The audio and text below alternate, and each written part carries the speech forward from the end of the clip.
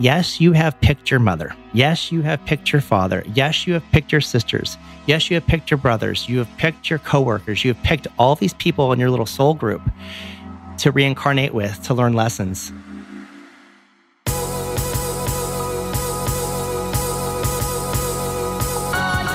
You're listening to the Almost 30 Podcast, a lifestyle podcast hosted by Krista Williams and Lindsey Simsick. Tune in for a new episode every Tuesday to hear our honest conversations about topics like wellness, entrepreneurship, spirituality, and self-development with guests who are really smart, really inspirational, and really fucking funny. It's real, it's raw, and it's unfiltered. Inspired by our transition from our 20s to our 30s, we realized it's so much more than that. Our mission is to provide you with the tools, guidance, and motivation to help you navigate any transitions in your life and propel your personal growth. Thanks so much for tuning into the Almost 30 Podcast. Here we go.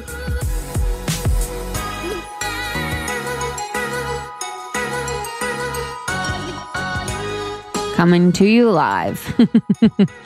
You're just admiring a look on Instagram. Looking live so and in good. color, always in color. Always in color. Makes my day. I make sure I watch his stories every day because it does actually make me so happy. Really? Yeah.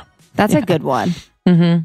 You can really curate fucking amazing people. I've been really into a lot of illustrators lately. Oh, yeah. Oh, dude. And Alexandra Roxo has been crushing it. Her captions. Hold, please. Hey, Chloe, grab me my phone, please. I'm actually being fucking serious. I'm not being not serious, but serious. Thanks, honey. I'm being a boss. I'm being a boss. Dude, her captions have been crushing it. She's one of my favorite people, actually, ever, that doesn't even really know it. Let me read the caption that she posted the other day that I actually needed to hear it on Sunday. You guys, if you don't follow Alexandra Roxo, you have to. And if you think her eyes are fake, they're not fake. They are windows to a soul. Them. Yeah, she does. Oh. Hold on. Is it the mediocrity one? No, it was like making room in your day. I don't know. Where is it? It was like, dude, fucking Instagram. Fucking so annoying. It's like, hi. No, because the post showed up for me yesterday, but it was probably 80 years old. Oh, yeah, the algorithm's fucked. Recipe for a dark moon, a tired mind, too much doing and not enough being, for a deep recharge, a free day solo retreat, a coming home to you. Cancel all plans and create some alone time. Wear something comfortable and cozy. Make a nest with your favorite pillows and blankets. Gather props, books, cards, playlists, candles, pets, etc. Turn phone on, do not disturb. Now just sit and look around. Now close eyes and meditate. Now nap. Now make tea. Now listen to music. Now meditate again. Now make nourishing food. Now bless it and notice its colors that are about to make love to you. Now listen to more music without doing anything else. Now journal. Now take a salt bath.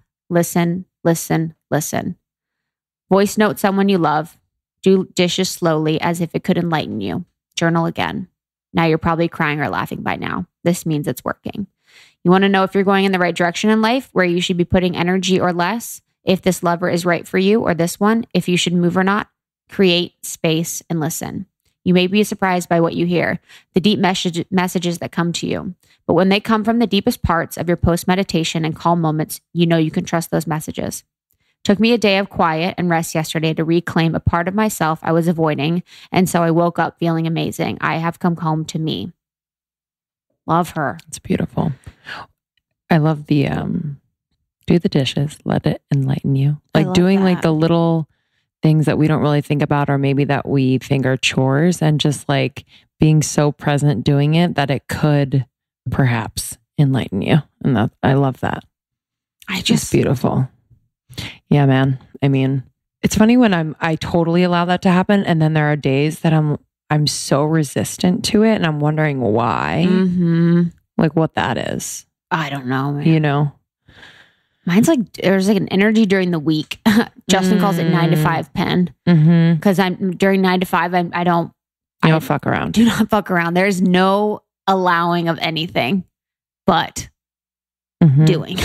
Which is, well, I think that serves the business so well, but also I think you will evolve too as the business changes and we get more space to be creative instead of kind of being in the nitty gritty. I think that will allow more space to kind of like play and like use those moments of maybe just freedom without schedule to, like she said, just listen. Yeah.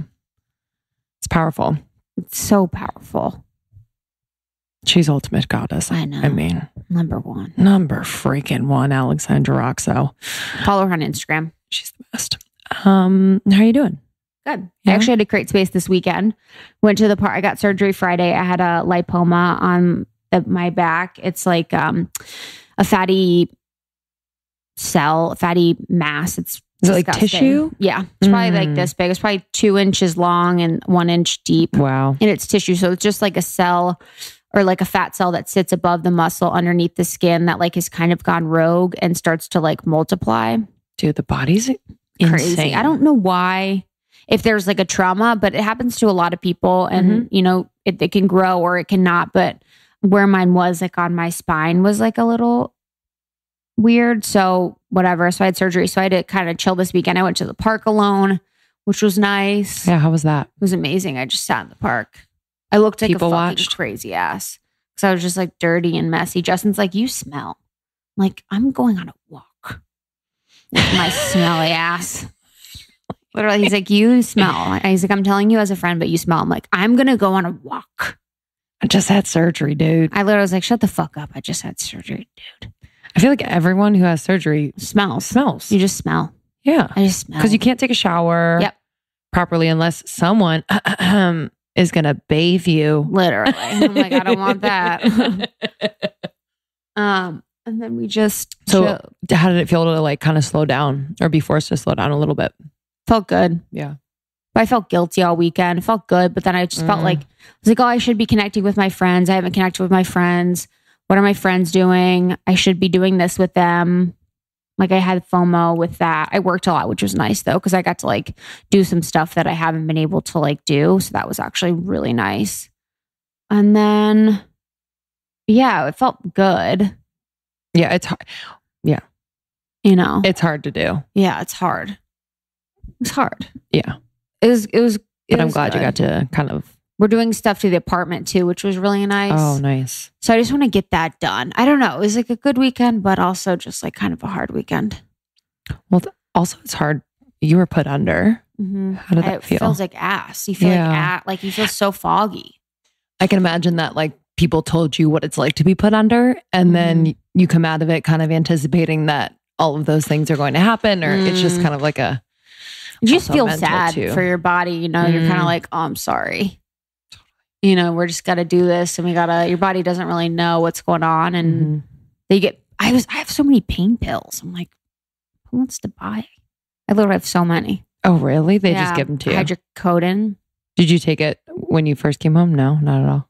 They gave Do you me have a high pain tolerance? I don't know. They gave me a Tylenol, like 800. So I have these pills. I'm like, I don't want these. Yeah. I don't want to buy them. Literally, it's my dream. I'm like, I want to make a quick 400. iTunes shuts us down. I want to make a quick 400. How was the birthday? Did you sing? Oh yeah. So one of my close friends turned 40 and she had incredible. So fun. So like she wears like black, simple kind of whatever all the time. And she came out in this. I was like, good for you. She showed out. I forget. She was in like this crushed velvet jumpsuit and it was just amazing. This blue color. So pretty. And yeah, it was a blast. I sang. The guy I was supposed to who was supposed to accompany me canceled a couple hours before. He was at the party, came up to me like, I'm so sorry. And I was like, hey, it's all good. Like it's funny when... Why? What did he come? Okay, so he was invited. Yeah, he's like one of their friends, but... He get nervous?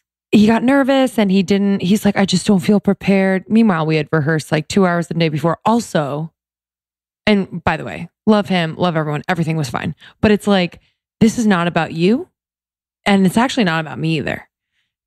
Even if it blew, it's just about us having fun and singing a song that Anna loves and it just being fun. So I was just like, it's funny when I feel myself become allergic to someone and unable to give them the attention that they want.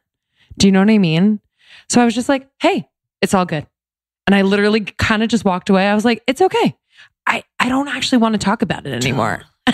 And I'm not mad. I'm not mad. I don't want to play your game.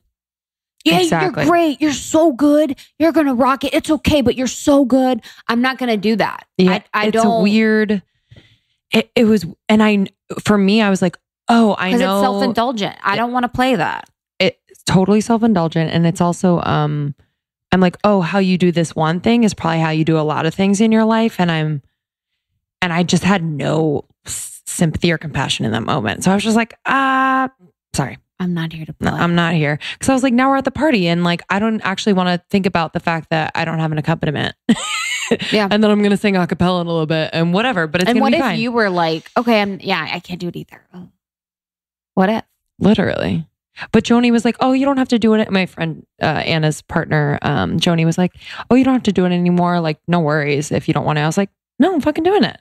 Like I said, I was going to do it. Yes. We're going to have fun. People are going to like clap along and they're going to sing with me too. And it's going to be fine. And who cares? Who cares? That's the thing too. With people like that, it's like, this is a blip.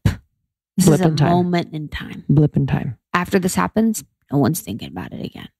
What do they think? Like, you think it's his like coming out party? Yeah, it's weird. He's going to get like discovered? Don't know. I was like, you're not getting paid for this. This isn't a formal performance. But anyway, it was great. Yeah, it was just really nice. We got Chloe in the house today. Chloe's here. Chloe money. We needed to rein it in a little bit. We're like, hey, come over to the office. Yeah. We're like, we want to watch work. She's getting too many clients from you guys. We need to watch her work. Literally, almost 30 nation. Lay off. Yeah, lay off. Chloe at events is like Chloe networking for work.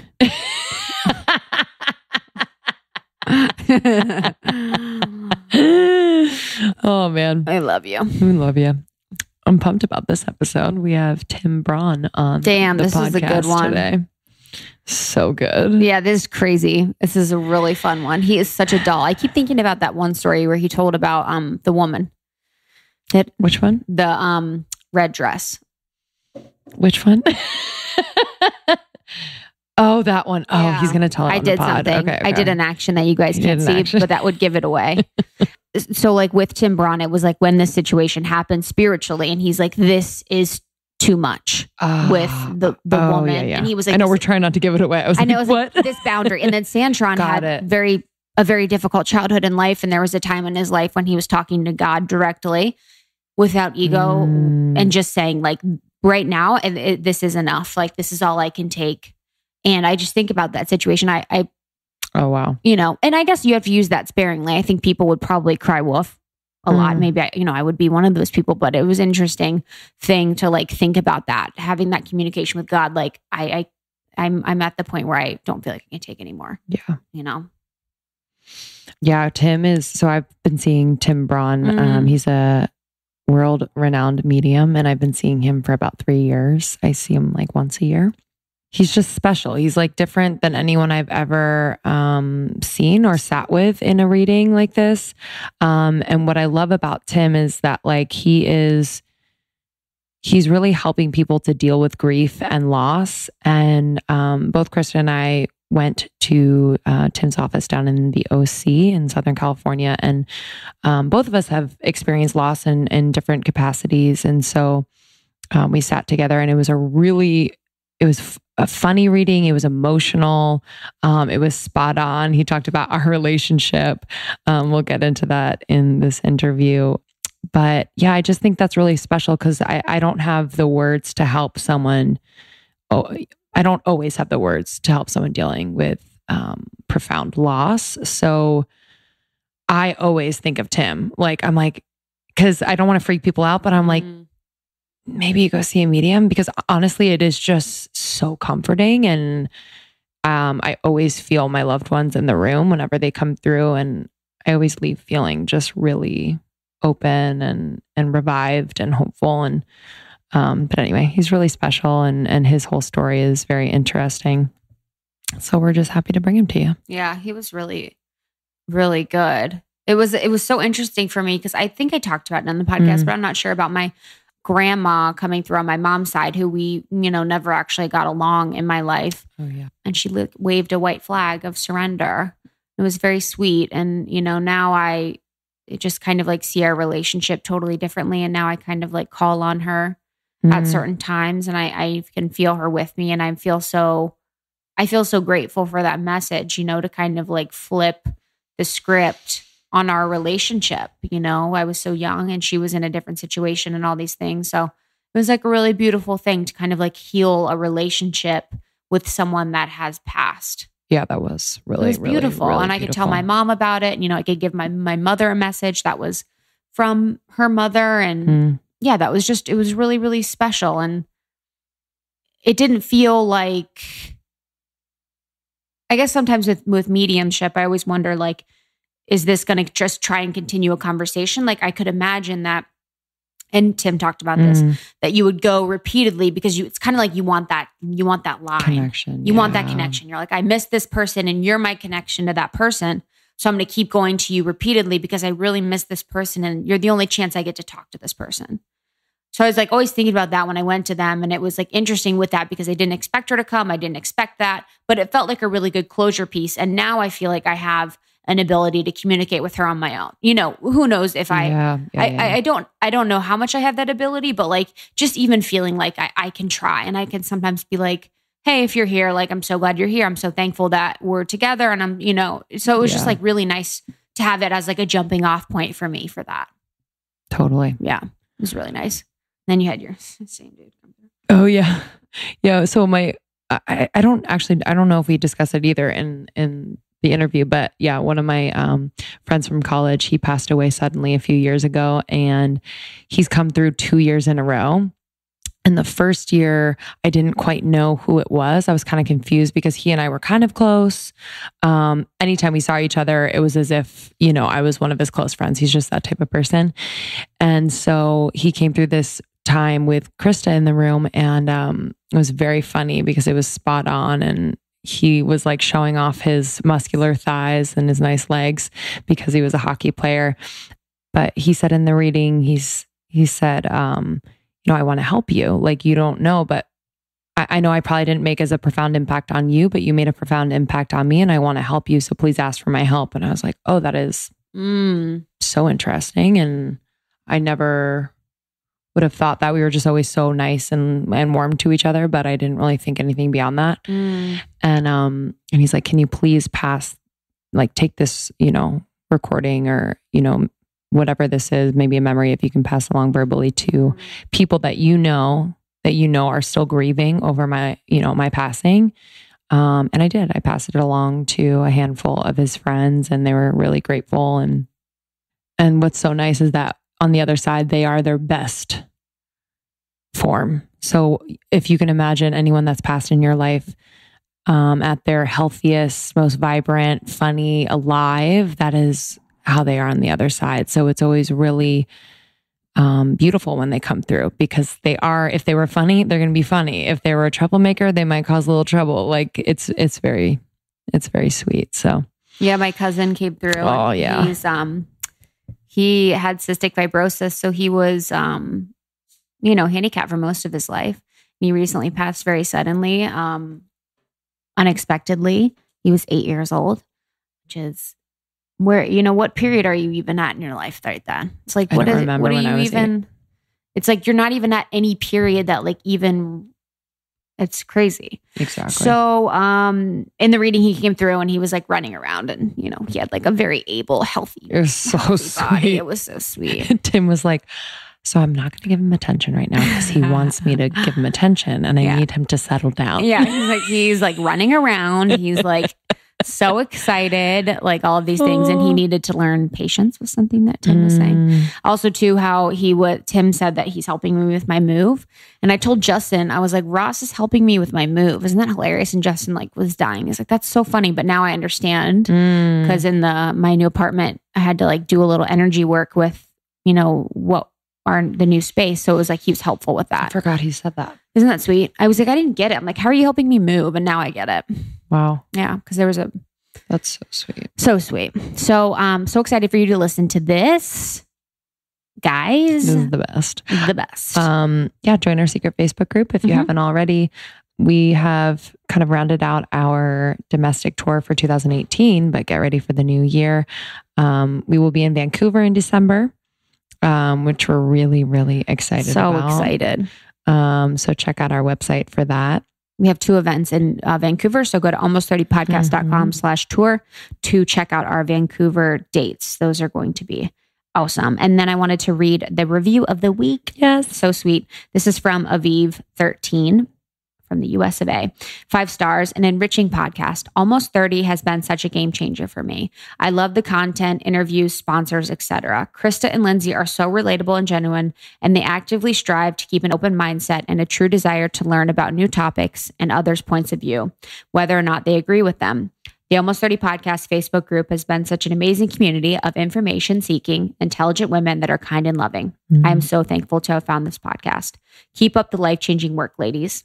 Wow. So sweet. That's really beautiful. It's crazy. Our reviews are really long and thoughtful and sweet. And like whatever they are, if it's a few words or if it's paragraphs, it means a lot when you guys write reviews. So thank you so much. Thank you. Yeah. All right. Enjoy this episode. We will see you on the flip. See you on the flip. This episode is brought to you by NutriBullet Balance. Guys, I am so pumped. Justin couldn't believe that we are working with NutriBullet because my nickname at home is Jamba Juice.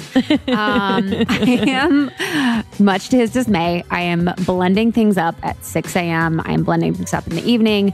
I make smoothies, my teas, everything like that. So when NutriBullet said that they wanted to work with Lindsey and I could not have been more honored. Yeah, truly. It's a brand that they've been around for so long. They've evolved with kind of the trends and the needs of people who are really serious about health and wellness.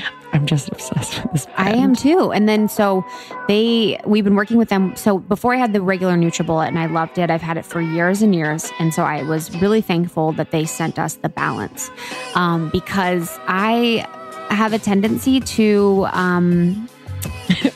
overpack my smoothie. And I put so much in there. And, a lot of times I can get all the nutrients I need and not have as much. So it's kind of been a good eye-opening thing for me to have the Balance, the NutriBullet Balance, and then have the app and sort of track and see how much and how many calories and fat and carbs of everything in my smoothie that I'm putting in.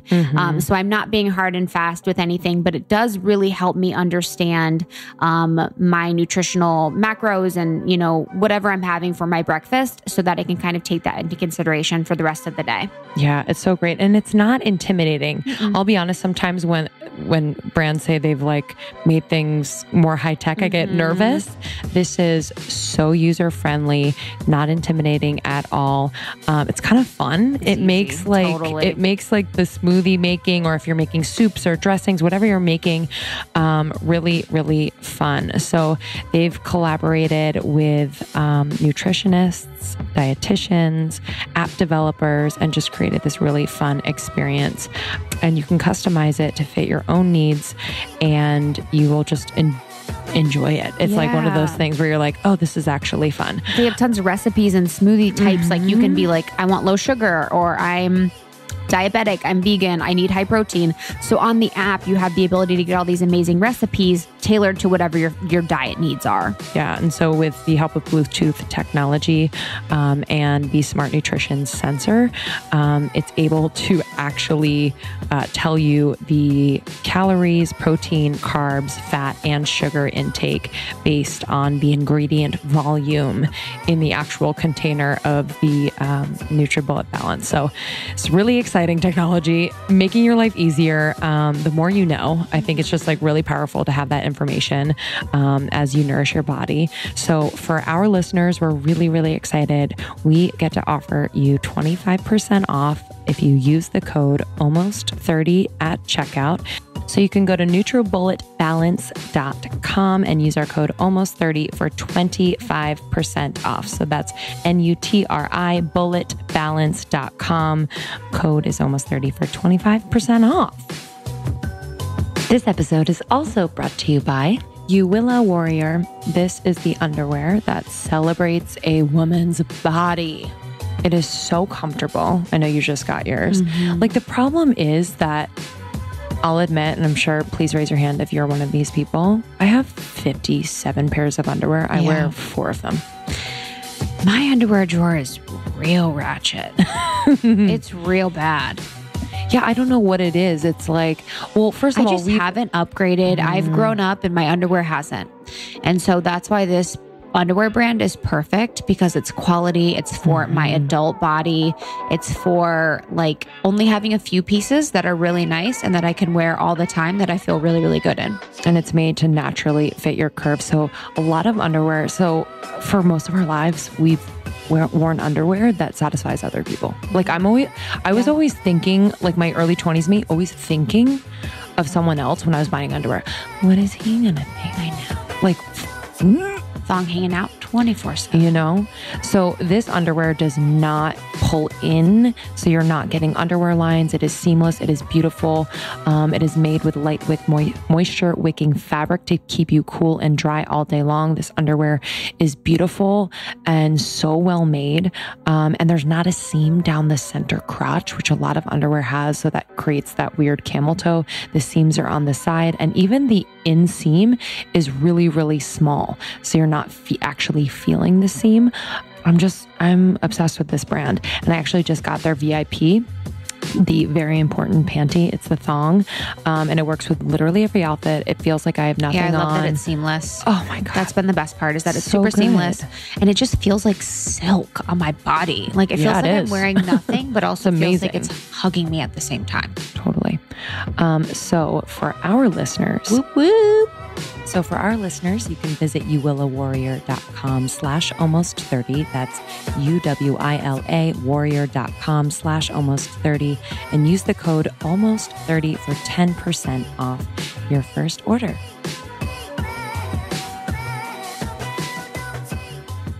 Before we jump into your story and everything, just to finish our conversation about when you do large events and you get messages. So what's that like when you look out into an audience, and like, who do you choose to get them in? Do some people have people behind them, or what does that look like? When I do the shows, I have no control who I go to. So when I do the big casino shows, those are like 700 plus people at those shows. And I've already done 5 of those shows at Paula Casino here in California. And when I go out there, I basically just trust spirit, and they guide me to where I need to go. And I'm scared sometimes because I have no control who's going to come through, what's going to be said. After I do the meditation, I just basically open myself up to spirit. And the reason why I do the opening meditation is really to protect myself and protect the people that I read. So basically, I blanket the audience with pure white light so that no negative energy, no negative forces can come in. It's all pure love. So anybody that's going to come in comes in through the light. And like, just for example, when I did my first Paula show, and that's like, there are people that are just trying to buy tickets at the very end, and they're saying, I'm sorry, you know, we're sold out at 700, we're capped out. And so the whole audience was totally packed. And so I went into the audience and I just basically went all the way into the very, very back. I couldn't even see back there because, you know, the lighting, when you're on the stage, you can't see so much. So I just knew that the 23-year-old, 24-year-old male, Caucasian male that was in spirit was there in the last row, going over 3 seats over. So I says, I'm in the very last row, 3 seats over. I says, I have a Caucasian male. He's 23 years of age. He died of heroin. And so you have to be very specific for spirit, because who it's going to go to has to make sense. It has to fit. And the woman raised her hand in the second seat over, not the third seat, but the second seat over. And she says, that's for me. That's my son. Oh. And so found out later he was 23 and he died of a heroin overdose. But you know, when we do work like this, sometimes it's very specific, like last row. Sometimes it's not so specific, because I was the third seat over. It was the second seat over, but I couldn't see. I was just going off of what I was being told. Right. Wow. But, you know, whenever I do the work for them, I work for them. I always tell my clients that. I said, you know, all of you might be paying me to do the work, but I don't work for you. I work for spirit. So whatever comes through, and I'm not a filter. I say everything that comes through, whether it's a cuss word or whether it's a good word or whether it's a bad word or whether it's too personal, I say it because they use my vocal box in order to speak. And you know what? When I did that show and that 23-year-old Caucasian male came through and he kept on showing me his abs. And so what I think I did is I think I lifted my shirt up. If I didn't, I pretended like I lifted my shirt up. And you got them abs. So. Yeah, well, I don't know if I did or didn't. Yeah, I can't remember, totally. But I remember I kept on saying, you know, he keeps on lifting up his shirt and showing off his abs. And then she broke down crying. And she says, you know, in that time, P90X was the big exercise thing. And she goes, he was constantly doing P90X up until he died. Wow. So we got more of the validation. So that was really a nice validation. And I have no idea, you know, even when I do my individual sittings for clients, even for a one-on-one, I have no idea who's going to come through. As I say, it's a crapshoot. You know, you can basically want someone to come through and ask in your mind for someone to come through. Many times that person will come through, but not always. Not always.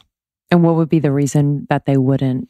Sometimes a person will step back to let someone else in. I remember, this is going back about 7 or 8 years ago, I had a woman who came to the office and she really wanted to hear from her father and she wanted to hear from her husband. The husband wasn't coming through. And at the very end, she says, you know, where's my husband? And I said, I don't know where your husband is, but I says, don't give me any information about him because if you ever come back and have another sitting with me, I don't want to know any information that you already told me that you lost a husband. And so in that session, her father kept on coming through and kept on repeating one thing, and this woman was in her looking mid to late 60s. The father in spirit kept on coming through and saying, you know, tell your brother and tell your sister I love them. Tell your brother and tell your sister I love them. And so she looked at me and she goes, well, I have a brother, but I don't have a sister. And I'm like, okay, well, this is what I'm hearing. And so I just kept on saying it. So I said it like 4 or 5 more times. She was getting pissed with me because she just thought I was just like a quack, right? Yeah. And then that's when at the very end, she goes, where's my husband? I'm like, I don't know where your husband is, but your father keeps on saying, give, you know, his love to your brother and sister. So long story short, she called up about 2 weeks later and I actually answered the phone and don't know why, but usually on a Sunday afternoon, I usually let it go to voicemail. She was crying hysterically and she goes, do you know who I am? And I says, no, I don't. She goes, I had a sitting with you 2 or 3 weeks ago. And I says, I don't remember. And she goes, I'm the one that said from my father, give hellos and love to my brother and sister. And I thought to myself, oh, I remember you now. I remember you. The crazy lady that really kept she wants a refund. Yeah, right. Well, I didn't think she wanted a refund. I thought that she was just going to basically just say, you know, you're just so wrong. You're just so off. I'm like, well, you know, check it out. Well, she basically called her brother, as she told me, in New York. And she goes, I called my brother right after the sitting and I told him the crap that you are telling me. And my brother in New York, who's 72 years of age, says, well, it's about time we should tell you. I just got goosebumps. Oh my God. And she said, tell me what? And this is how I knew that she was in her late 60s because he goes, well, basically back in the 40s, Dad had an affair and we have a half sister. And we just never want to tell you because we just didn't think that you were ever old enough. And then she said, well, I'm 67 fucking years of age. Don't you think I'm old enough now? And that's what she said in her own words.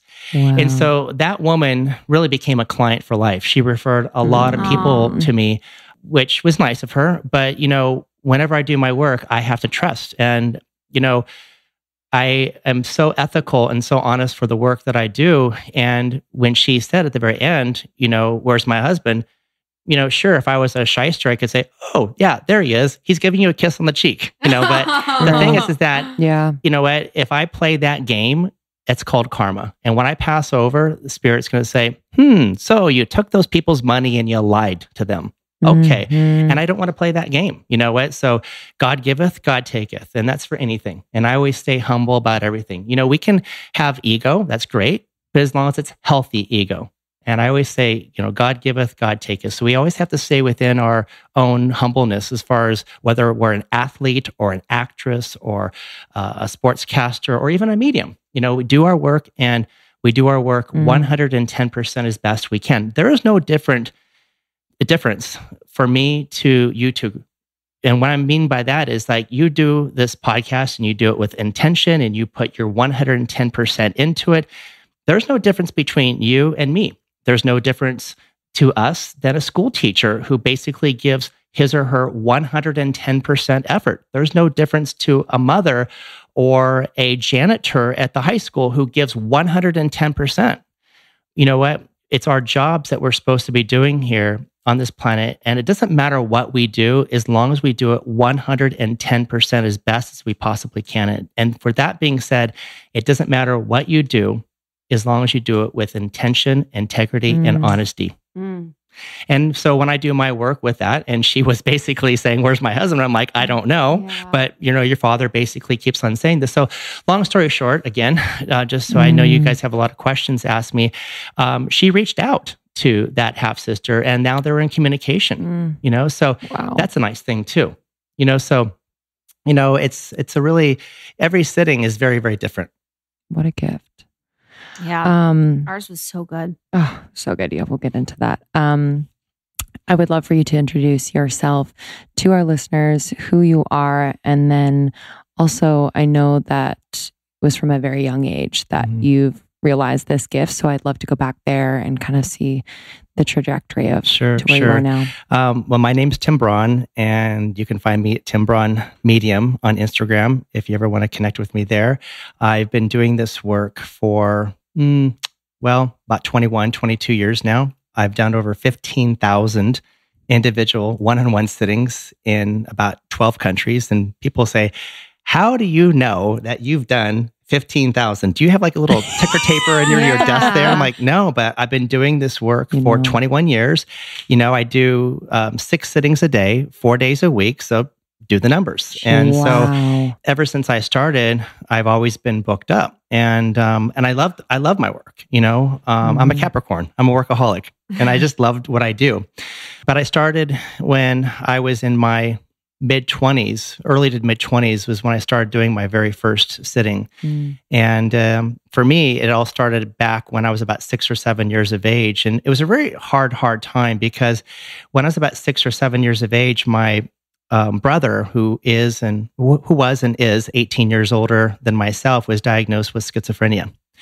So here I'm, 6 years of age, being with this young adult in my home, and he's basically hearing voices, and I'm hearing voices, and he's screaming at voices, and I'm like looking at people who are not there, but are there.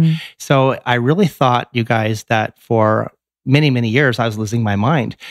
So looking back at that was a total blessing in disguise. And how it was a total blessing in disguise is because from 6 years of age until I was about 21, 22 years of age, every time I saw spirit out of my peripheral vision, I would look the other way. So if I saw spirit off to my left, I would turn the other way to the right. I just ignored it. And I constantly did that year after year. So I basically disciplined that muscle to turn it off. And then I realized that after the young age of being 21, 22 years of age, that I wasn't mentally ill. Now, some of my Catholic family members think I'm mentally ill still, but I'm certifiably not.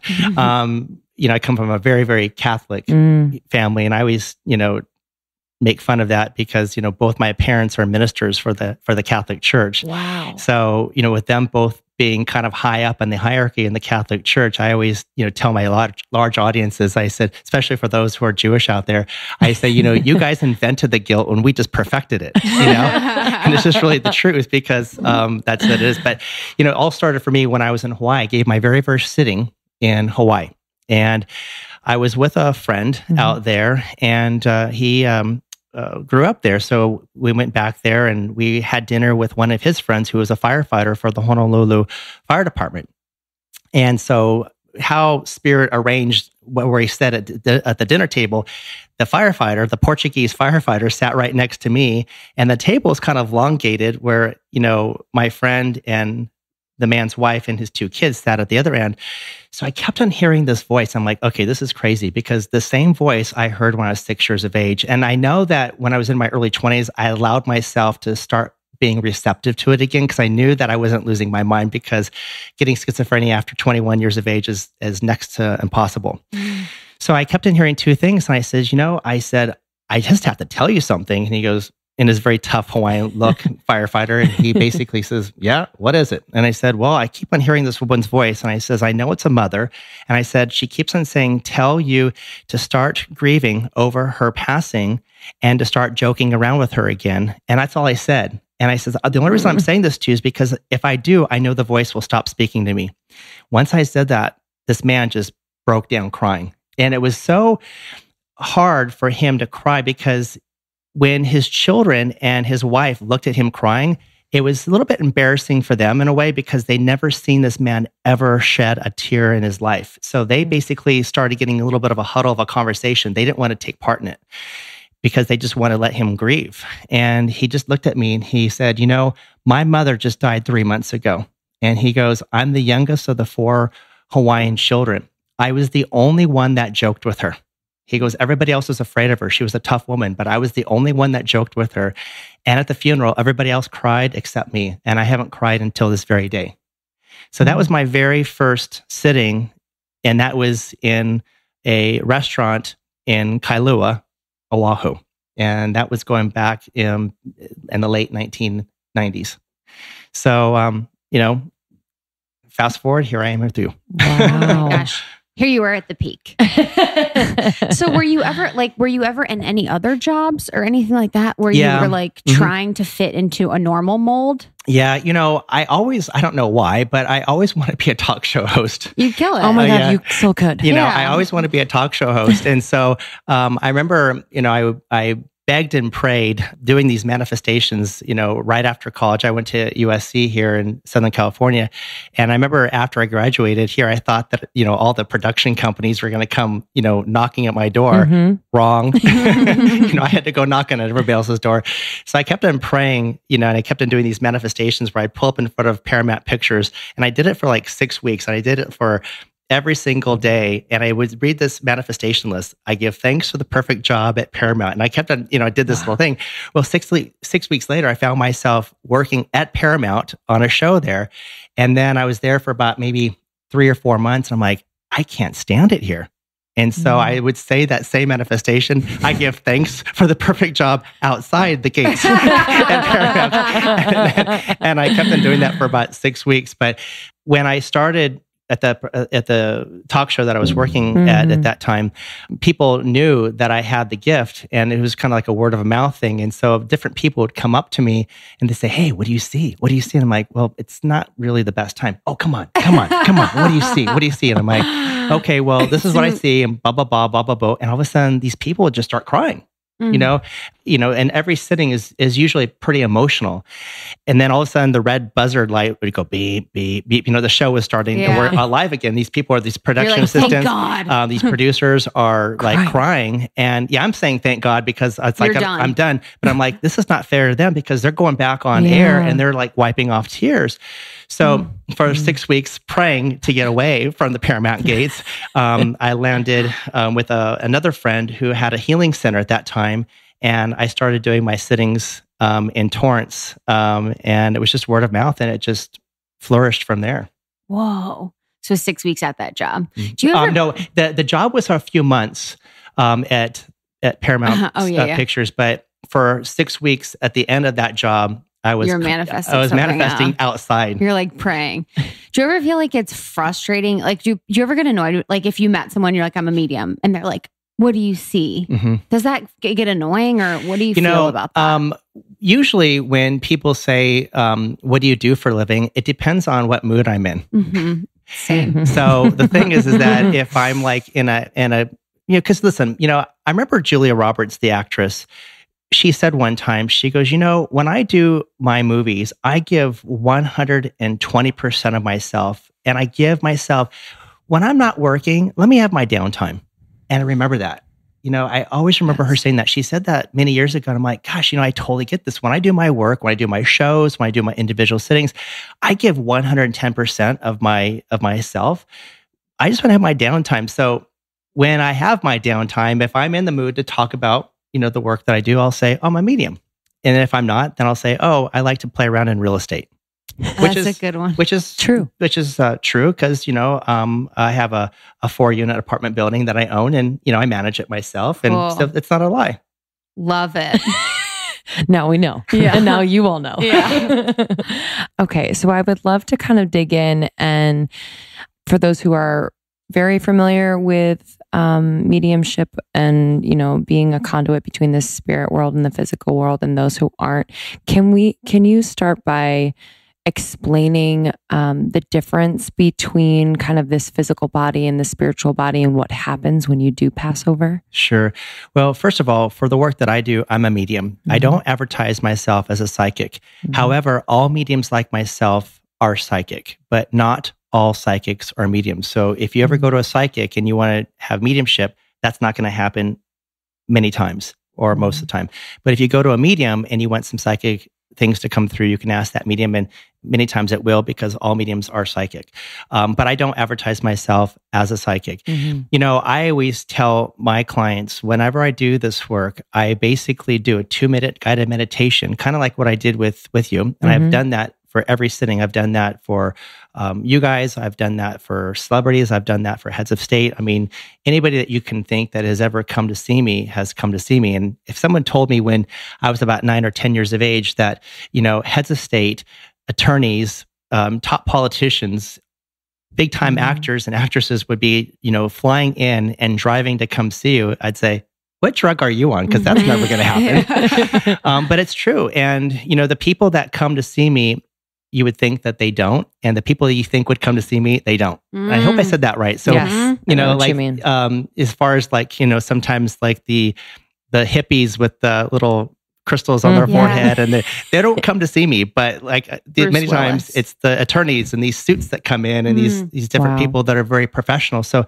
but getting back to your question, when we leave this body, if we leave very unexpectedly, so for example, if we're murdered, or if we basically commit suicide, but it's not forethought, basically it's just very random, there's an accident happens. Many times when we first pass over, for people like that, you're not greeted by those family members who you loved. You're greeted by guides and angels who greet you, because those family members did not know that you're coming over. There was no knowledge of that. Now, for people that are having a disease, or people that are maybe fighting depression, that are suicidal, those on spirit side will know, it's not looking too good for that person. And they will surround that person. So many times when people are on their deathbed on hospice, they're basically looking out the wall and saying, oh my God, there's my mother. I haven't seen her since 1936. Oh my God, there's my dog. I haven't seen that dog in that person is actually seeing that pet. That person is actually seeing that mother come through, because they're on their way out. But if that woman was murdered or killed, many times those people won't be there initially. They'll be there soon after, because they will get the word on spirit side. But you will always be greeted by guides and your guardian angels. And to kind of put it in layman's terms, what guardian angels is and spirit guides are, imagine going to the top hotel that you've ever been to. And you basically, the doors open for you. I'm like, oh, wow, thank you. And then all of a sudden you go to the hotel and the doors open. And all of a sudden the concierge says, Mr. Braun or Miss So-and-so, how can I help you? And they're just smiling, and you just feel their loving presence. Like, oh my gosh, they really are welcoming. They're making me feel so comfortable. That's what a guide, that's what a guardian angel will do when you pass over very quickly like that. But, whether you pass over very quickly or it's lengthy, the best way, and I always put this in layman's terms for people to understand, just as much as in this room that we are doing this recording right now, just as much as, we have air, the air is on, it feels comfortable, everything feels fine. But when we walk outside this door, it's going to feel a lot fresher. Does it feel not fresh right now? No, it feels fine. The air is fine. It's totally comfortable. It feels great. That's like, for example, if you're alive, and then when you pass over, imagine walking out the front door here and then getting a breath of breezy, air that comes in. Like, wow, I'm not in that room anymore. I'm outside. Same thing when you exit the body. It's like, wow, I'm not in that body anymore. It feels so much lighter. Wow. Does that make sense? Yes, it does. We interrupt this episode to bring you a word from our sponsor, Brass Clothing. I know you caught me 5 days in a row. I know. Well, I wore, when we were in Seattle for our tour too, I was able to wear the romper set, which is bomb. So it was nice. It just made me, it was like something that I felt really good in and was comfortable. And so now I wear it all the time. Yeah, Brass Clothing is amazing. So this basically solves all of my problems. I know myself for purchasing kind of on impulse and like sale items or emotional shopping, or feeling like, oh, I need to buy this because it's on trend. And then literally a month later, no one's wearing it. It doesn't even matter. And these pieces are timeless. They are comfortable. They are well made.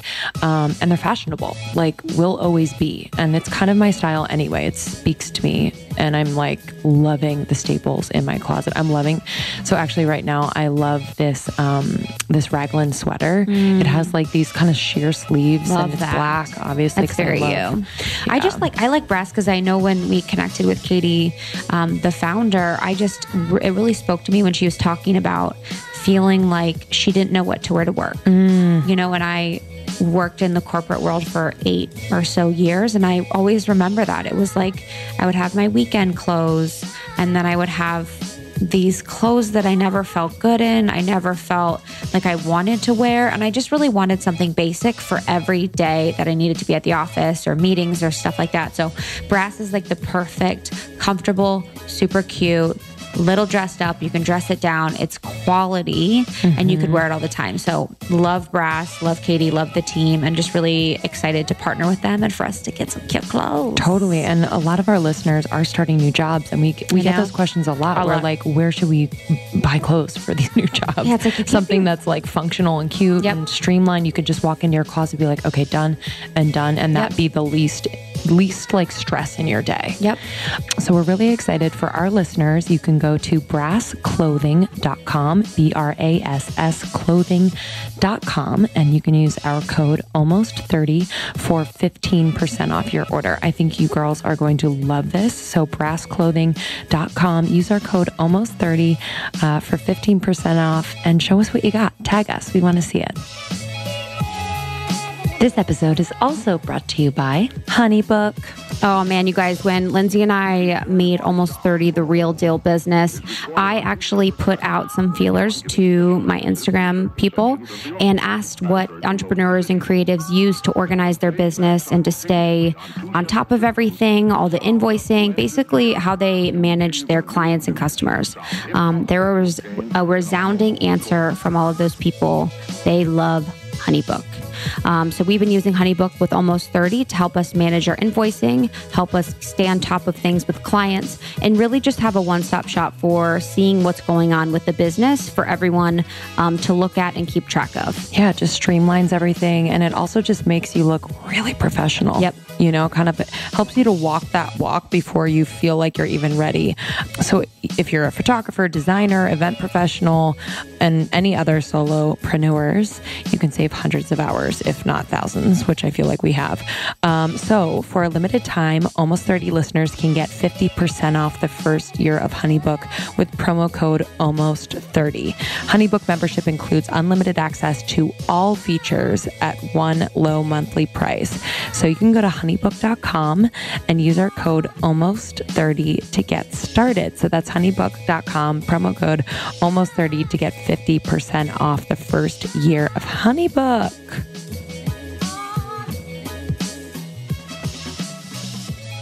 I'm excited to get answers. I hope I can get some answers about like aliens and, I have a lot of questions that I'm like looking forward to being like, oh my gosh, that's it. So when the spirit... Quick, you said aliens, so I'll go on that right now. Yes. Do they exist? Go. Yes. Yes, they do, of course. Do you ever have them come through? No. But you guys, I'm an extremely skeptical person. Mm. I'm very grounded. I'm extremely skeptical. I won't refer out to another medium unless I've had a sitting with that medium. I will not refer out to a psychic. I refer out to mediums and I refer out to psychics, but I will never refer out to any person unless I've had a sitting with them myself and I know that they're the real deal because I am skeptical. Okay. Unfortunately, in my profession and other professions, just because you have the hours doesn't mean that you're any good. Just because you put in 3,000 hours to be a MFCC counselor, marriage, family, child counselor, doesn't mean you're a good counselor. You have those hours doesn't mean you're any good. Just because you've done many hours of mediumship or psychic ability doesn't mean you're any good. So getting back to that, I'm always very skeptical. And I'm kind of digressing going into aliens. I never really believed in them. I just said, okay, well, yeah, maybe, whatever. Right. And I remember I was down here at Pacific Palisades where I was living right after college for a few months. And I just was laying on the beach, 12 o'clock in the afternoon. I forget which day it was, but I was just basically laying out on the beach. And I just kept on focusing my eyes way up in the sky, just the blue sky. And then I saw what appeared to be 4 Mylar balloons, but I'm like, that can't be Mylar balloons because they're way, way up there. They're 10,000 feet. They must be huge. And I kept on looking at them and I didn't want to listen to the kids, that were next to me kind of screaming because I didn't want to lose my direction from what I was seeing. And then all of a sudden, these quote unquote 4 Mylar balloons, they moved to the left about 2 miles. Whoa. And then they moved to the right 3 miles. And then they shot up where I couldn't see them anymore. There is no way that that's possible. And when I say 2 miles left real quick, 3 miles right real quick, and this is basically a good 10,000 feet in the air. So getting back to aliens, they exist. Do I understand them? I don't. And I feel that most people don't understand them just because if we knew what was really out there, I don't think you guys, our brains has the capacity to understand it. Yeah, where we're at right now, our brains do not have the capacity to understand it. Going back to this country, when the American Indians, roamed this country, and when the sail ships used to come in, the Indians on the land could never spot the sail ships because they've never seen anything like that before. And it was basically the chiefs that had to keep on pointing and to the tribe and saying, focus, look, look. Look, and then all of a sudden, these people were kept on looking, and some people saw it and some people didn't because sail ships were never in that person's vocabulary or mentality. So getting back to your question, do aliens exist? Yes, they do. But you know what? If we really knew, I think that it would just kind of overload our minds. Yeah. I look forward to the time when we're able to talk about that as a nation or a world. So when you're talking about these spirits that would greet people when they pass, so we in our body, we would be oh, that's my grandmother or a dog because we would recognize them by the way that they look or would. Yeah, absolutely. So do they still look like that in that body or is it what we're perceiving as humans? Great question. So when we pass over, you, me, or anybody else on this planet, we can pass over and stay at the age that we were. We can go back to an age that we really liked, or we can continue growing along with our friends or family. Many times when we cross over and we see different family members or our pets, we will see them as we remember them in our prime, in their prime, good memories. So you will recognize them just as much as you go through a photo, 10 years ago, I'm like, oh my gosh, that's so-and-so. Just imagine that so-and-so walking through your front door right away and wow. There you are. So you are able to stay at the age that you wish, but you are always going to be able to recognize those people. And the people that will greet you are the people that you had that connection with. And, there's a lot of times with different people out there that don't have a family. They don't have good relationships with their mothers or fathers. They don't have any siblings. And if they do, they're just crazy. There's some of their friends, are just odd and crazy. And the thought of passing over, I'm like, wow, I don't really have a connection. I don't really have a family. Who's going to greet me? That's the concierge service. Those guides, those spirit guides will just totally love you when you come over. Does that make sense, you guys? Yes. So never have any fears who's going to be there. Someone will always be there for you. And it's out of total love. Can you describe what you are feeling, seeing, hearing in any given reading. I know it's different for everyone, but I remember in one of our first readings a few years ago, and I know you don't remember, but you were experiencing a tightness in the chest and like you couldn't catch your breath. So it can be that physical. Could you describe what's happening? Sure. I always tell friends and colleagues, police officers, they get shot. Firefighters, they get burned. Mediums, we feel it all. Yeah. We feel that bullet going through our body. We feel the burning that we're trapped in that fire. I remember, even when I gave a sitting years and years ago, and it's actually in my book, Life and Death, that you can actually, for those of you that want to order it, you can order it through my website, Tim Braun Medium. But I remember I was basically in this plane and I was a male. And I was telling this woman in front of me what I was experiencing. I says, I can't breathe. I says, this gasoline and the smoke is going through my lungs right now. And all of a sudden I said, I'm still alive. And all of a sudden it's like the floor underneath me just drops out and I'm gone. And once I said that, these two women, it was, I thought it was a mother and daughter, but found out later it was a mother and a daughter-in-law. Their husband or her husband, the woman's son, died in 9/11. So that was kind of intense. But all sittings are very, very individualistic. I will say that first and foremost. Sometimes I will see more than I feel. Sometimes I will feel more than I see. Sometimes I will smell more than I see. Sometimes I will see all of it, at the same time. But that's why I always say when you go to a medium, the less the medium knows, the better. All you need to do is be open and receptive. And open and receptive is like, okay, I'm going to go to a medium. I'm going to sit down. I'm going to sit in the receptive pose. I'm going to smile, or I'm just going to not, but I'll be open and receptive. I'm not going to give the medium any information. I'll let the medium bring through. And that's the best thing to do because I always strongly feel the less the medium knows, the better. So the information that comes through, it's validated by what that medium sees. It's not because of the medium asking questions or the person basically asking questions. I remember going back about 12 years ago, a woman came in and she was nervous. She was really nervous to see a medium. She was referred to me, as she said, by 3 different people who all don't know each other. And she says, you need to go see Tim Braun. So I'm like, she goes, I'm here. And she goes, I have interest of being here, but she goes, I'm really scared. And so I says, well, just sit down and, have a seat. We're just going to do a 2-minute meditation. And then after that, we'll start. So after I started, the meditation was fine. And then we opened our eyes. And all of a sudden she opened her eyes and she goes, I sure hope my mother's here. She died 4 months ago. She had breast cancer. Her name was Mary Jane. Do you see her? And I'm like, great. You just gave me all the information that I could have validated if she would have come through. So, we were able to do the sitting and validate a lot of stuff, but I had to work a lot harder because I had to show her all these other things that she did not say. Does that make sense? Yes. So, that's how we get the validation, who's coming through and who's not coming through.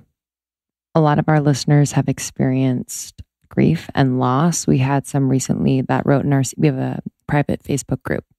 They're very open and vulnerable in sharing. And so, they were requesting that we have a conversation about grief and loss and how to cope. And I'd love to kind of open the conversation about that and how we can somehow detach ourselves, because I feel like you were talking about the physical world is kind of like a little bit burdensome in that way and emotional, and there's just like this earthly drama to it. So how do you kind of guide your clients to get through it? I have a colleague of mine. She's at MFCC and she's wonderful. Her name is Karen Palmer and she's in Costa Mesa. And she has done some different seminars. And one of the things that she has said in one of her seminars is the day my heart stopped. When you lose a child, when you lose a parent, that's the day that your heart stopped, start beating, and that's very real to me because it's like when you have that loss, it's like, oh my God, it's like your heart stops, getting through grief. It's like, it's basically getting used to the new norm. The new norm is your son's not going to be walking through that front door. The new normal is mom's not going to be cooking the Thanksgiving dinner. And that's what it is getting used to the new norm, as I call it, or getting used to the new normal. So it's never going to be the same, but over time it gets better. And, I'm always very transparent whenever I do my work, whenever I speak, whatever I say. And, this is in my experience now doing over 15,000 individual sittings in these last 22 years. The first year I've noticed after a loss, a person's in shock. They're numb. They're in shock. It's the second year, you guys, it's usually the hardest or harder than the first year, because after that first year of numbness wears off, then you're realizing, oh my God, they're not going to be walking through the front door. They're not going to be at Hanukkah. They're not going to be there at Easter, et cetera, et cetera. So the second year dealing with grief is many times harder than the first year. I always recommend, besides going to a qualified and talented medium, I also recommend going to a support group. For parents who have lost children, there's Compassionate Friends, and that's a worldwide support group for parents who have lost children. I can bring through a son and a daughter with no problem into a sitting for a parent. But then at the end of the sitting, I will tell the parent, I can't imagine what you must be going through, because I've never lost a child through death. So for me to go to that parent, mother or father, to say, I understand exactly what you're going through, I think that's kind of like a slap on that parent's face, because unless you have lost a child, you don't understand it. So I always refer parents who have lost children to go to a support group like Compassionate Friends.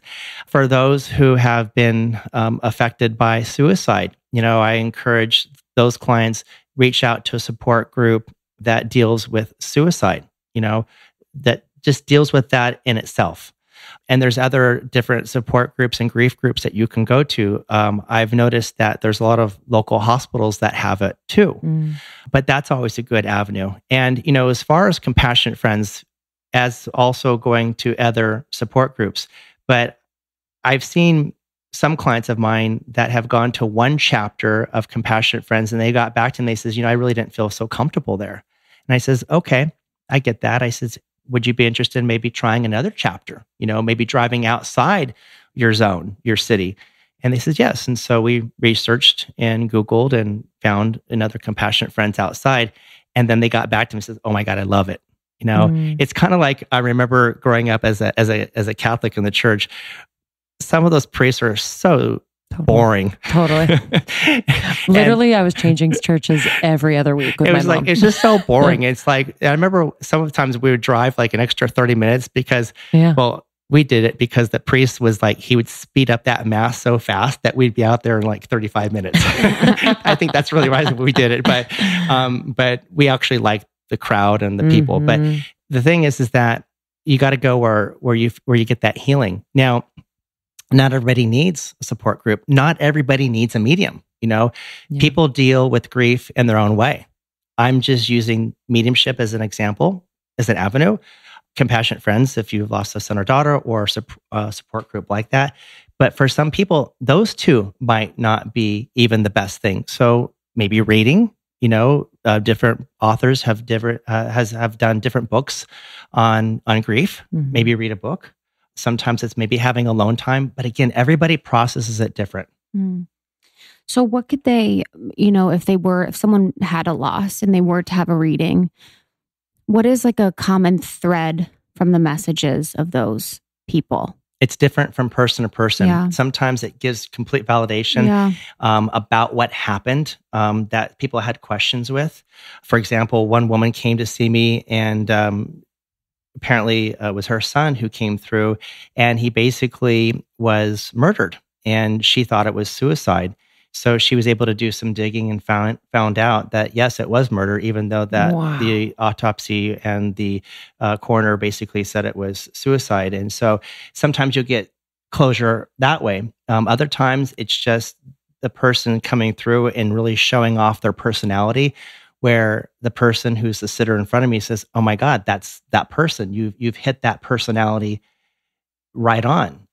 Sometimes it's their way of showing different episodes, them being around your home or being at work for different things that have happened. And sometimes they're a little bit embarrassing things that have come through. But that client has been able to, validate that. And, sometimes doing my work, it's a little bit embarrassing, especially, when I'm like one-on-one in an office with a woman. And as information comes through, I'm like, okay, there's some personal things coming through right now. And so I just have to tell you. And of course, after the first 5 minutes or usually 10 minutes of sitting with me, people totally get me. They're like, okay, this guy's for real. There's no problem. And they're open, And so sometimes I'll have to look off to the right out my window to not look at their face because it's so embarrassing. I'm like, your brother was telling me this morning that you were trying on the pink panties, but then you took them off and then you put on the green ones. And he thought that the green ones make you look fat. Oh my God. Now, how embarrassing is that? So embarrassing. Do you ever say no to like? Are you ever like, okay, I'm not doing that one? No. Because you know what? My God. It's my job. Always, it's my job, and so. But aren't you like pick a better message about panties? No. But the thing is that getting back to that one instance there when I said that so embarrassingly, and I'm like, I have to say this. Yeah.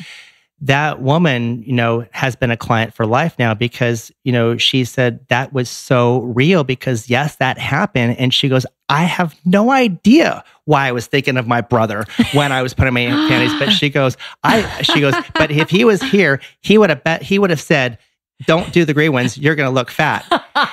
So that gave the validation that he was there. You think that would be coming from more of a boyfriend or a husband, right? Yeah. But she thought of her brother because he was always so brutally honest. So that comes through. But, it's just all about the honesty and the integrity because my goal is to really try to help lift the person's spirit, lift the vibration up. This world that we're in, it's a very, very tough world for all of us. And if we can just help out each other and make this planet a better place to live in, then I'm on board to do whatever I can. Yeah. So you are a super conduit, but are we able to like communicate or have some sort of like better sense or strengthen our ability? Right. Sure. Great question. Most mediums like myself, you're born with it. However, every single person on the planet has sensitivity and has intuition. It's just that our societies has trained us not to pay attention to it. So getting back to the mediumship that I do, that's more specific. And I look at that as being born with it. Okay. But for those who have mediumistic abilities, you can strengthen those gifts by practice and practice and practice. I kind of sometimes tell this story when I do big, large shows about always trusting your intuition. And I'm kind of smiling saying this, as you can see, because you're probably like wondering, what's he going to say? I'm like, well, I'm going to go ahead and say it. But it's kind of like, 5-year-old Johnny, who is with his mom. And the mom is basically saying, okay, go up and give Father O'Reilly a hug. And the child says, no, I'm not going to do it. No. And then the mother goes, go give Father O'Reilly a hug. And that little boy goes, no. And, the mother forces that child to go give that priest a hug. And then, the kid gives a hug like he's like hugging a murderer, and then he runs away. And then we find out 20 years later, Father O'Reilly wasn't really the best person. This is a common theme. This is a common theme on our podcast. So the thing is that if you do the reverse of that, and that little Johnny is with his mom at the supermarket, and all of a sudden, the doors of the supermarket open, and Johnny just makes a mad beeline dash to the bum and just hugs the bum and just like hugging the bum.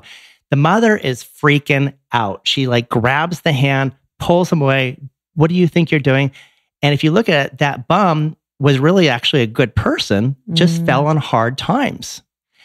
And here that parent, because our society is saying, this is what's right and this is what's wrong.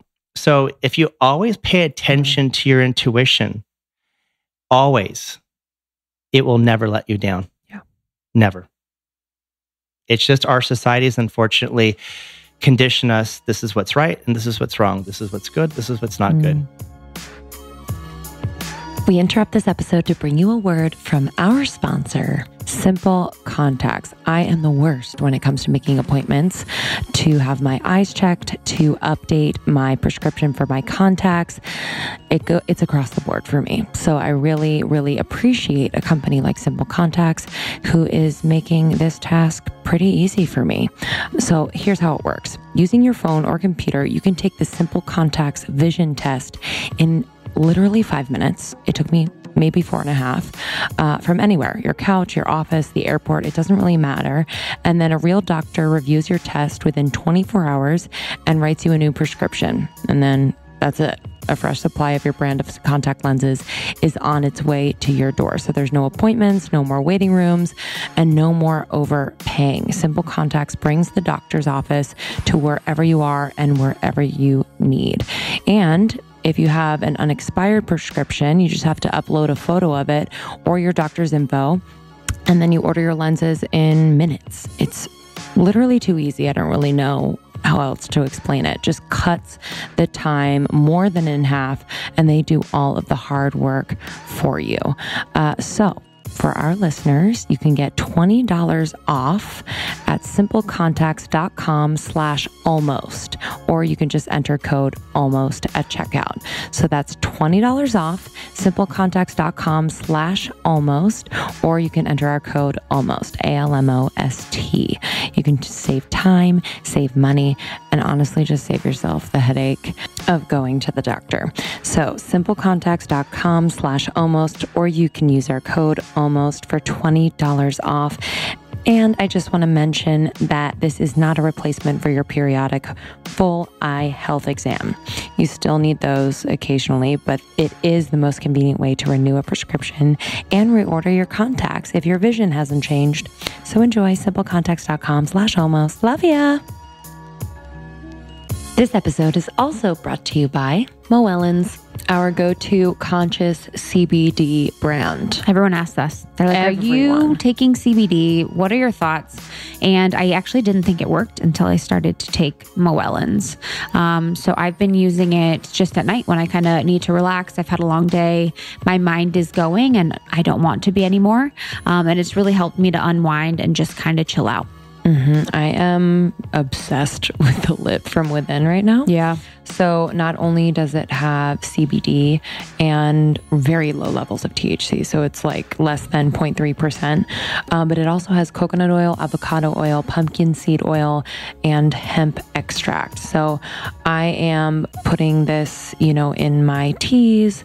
I can even just put it underneath my tongue, but I like to put it in things, beverages, spreads, whatever you want. It restores emotional balance, limits side effects of any stress I'm feeling. It just kind of brings me back to feeling like my best self. And I love this brand. Amy Duncan, the founder, truly cares about what we put in our bodies, and her passion for CBD as something that can heal from the inside out is really palpable, even when you meet her. She's the best. So Moellons.com, and you can use our code almost30 for 10% off your first order. So that's MOWELLENS.com, and use the code almost30 for 10% off. Enjoy.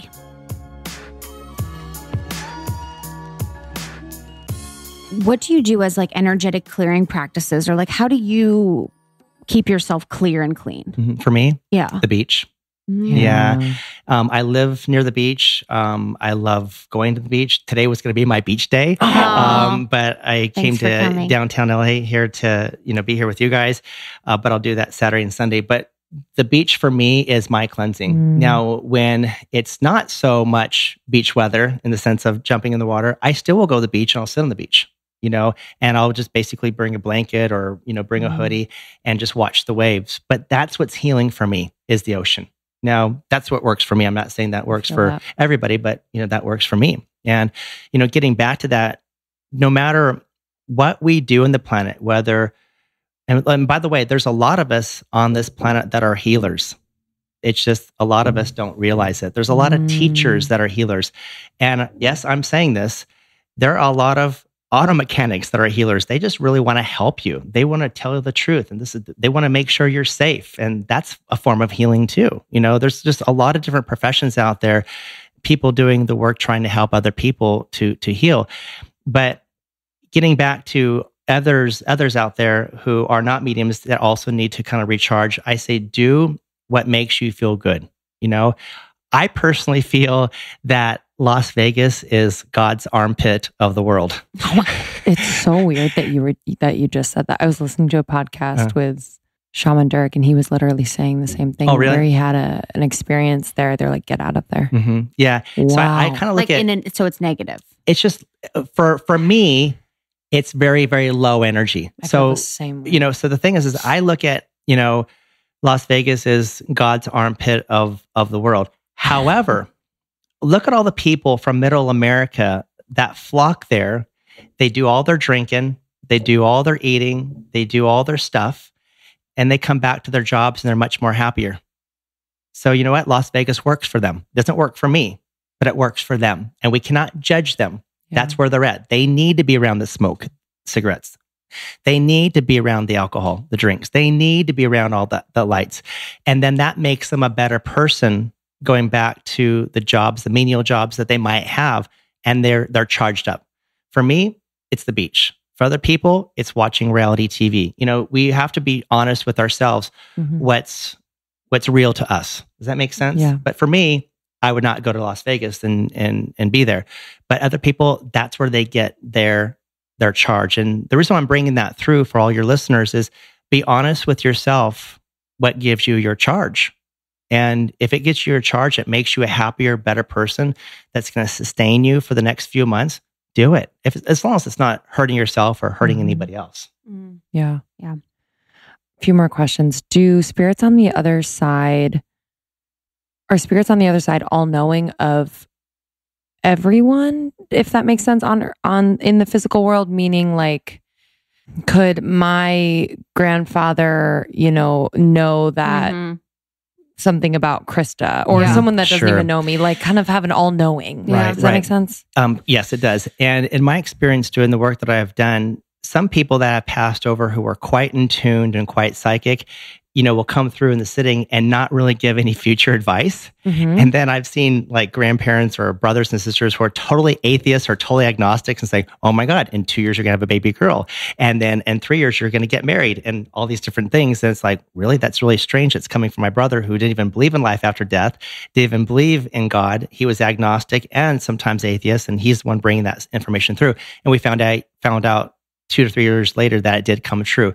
So it's very individualistic from person to person who passes over. But many times, yes, the love connection, the bond connection with family keeps you tight. So for example, if Krista was in your life a lot, and let's just say, for example, you guys are roommates. And let's say, for example, you guys travel together. Yes, that grandfather or that brother or sister who knew and loved you would be around you and would be seeing the people that you're around. Even though they did not know Krista, they'd say, oh, so-and-so needs to be careful here, or so-and-so is going to get this job. And because they're able to see that. Okay. Now, and again, as I said, it's very individualistic from person to person. Some people will be able to see it and some people won't. I know in our reading, your grandmother came through it. And I guess she said to me, looked over at me and said, who's that? She's real cut and dry. Is that how she was? I don't remember your sitting. Yeah, no, I know. No, I know you don't.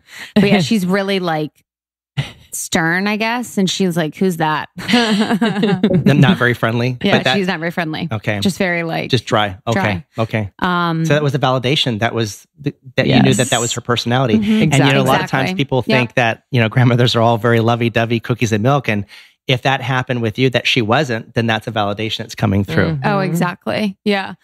So like when you travel a lot internationally, are you ever in hotels or situations where spirits come through to you to talk to you? And are you ever scared, or what's that experience like? Because I could imagine going to like Portugal and all these places that it's like there's so many spirits. Yeah.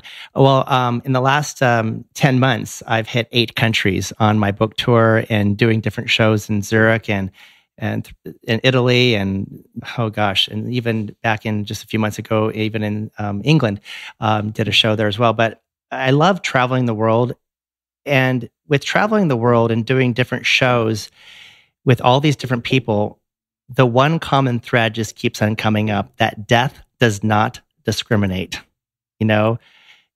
Death does not discriminate. Whether you're in England or in Italy, everybody has loss. But getting back to your question, no, they don't bother me in the hotel rooms. And they normally don't bother me until I basically do the opening meditation. And here's why. Going back years ago, this is going back about 21 years ago, maybe too much information, but I'll tell you the truth. I remember waking up at 2:00 in the morning, and it was completely dark, and I had to take a leak, right? Mm-hmm. So I basically knew the toilet was on the second door to the right. So, have my eyes kind of half closed, and I basically, put my hand on the door jamb. Okay, that's the closet. Mm-hmm. Next bed. So basically, for a guy, when you're half asleep, you just want to sit down like a girl on the toilet to tinkle, right? So I sat down on the toilet just to tinkle, and basically I'm just kind of like starting to open my eyes a little bit. And then all of a sudden my eyes bugged open, and I saw this woman in a red dress with a noose around her neck hanging from my rafters in my apartment.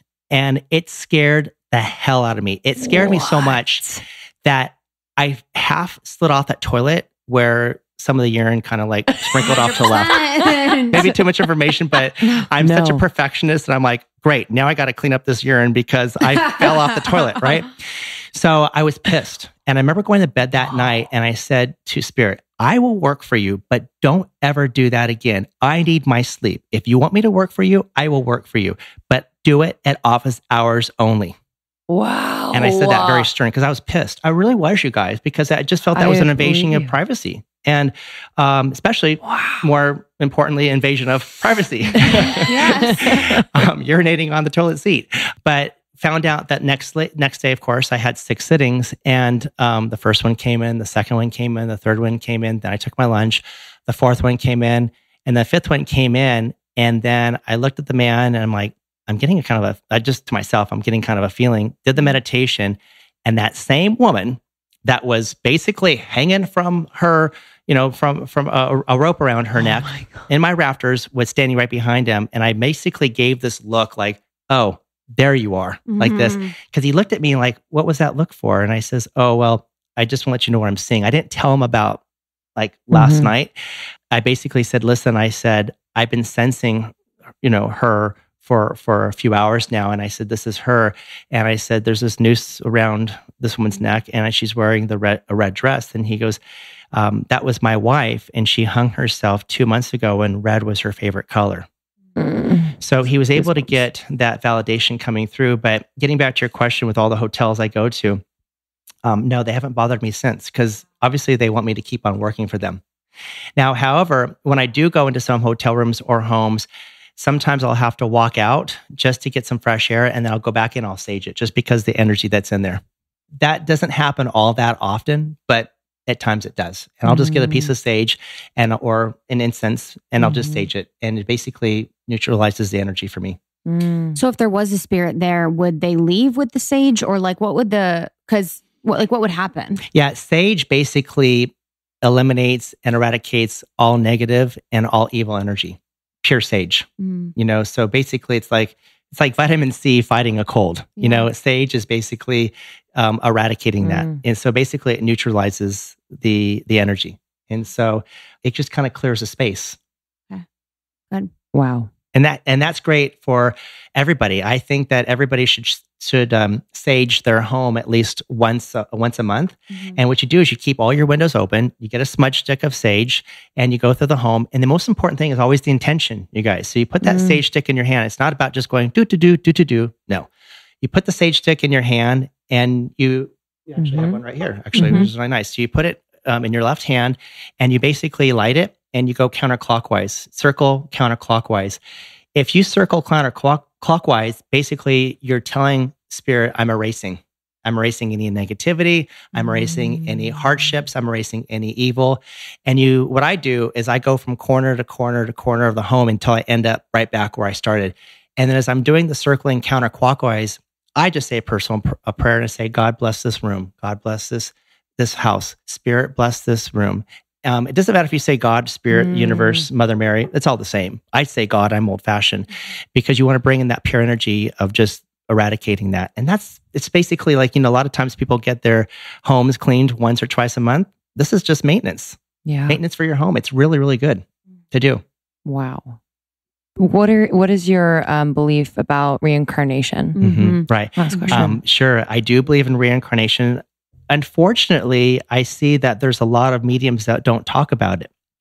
But if you do the history on it, you go back in the 2nd century AD and you look at the Emperor Augustus and his mother Helena. They actually deleted the parts in the Bible about reincarnation. The reason why is because they wanted to control the masses.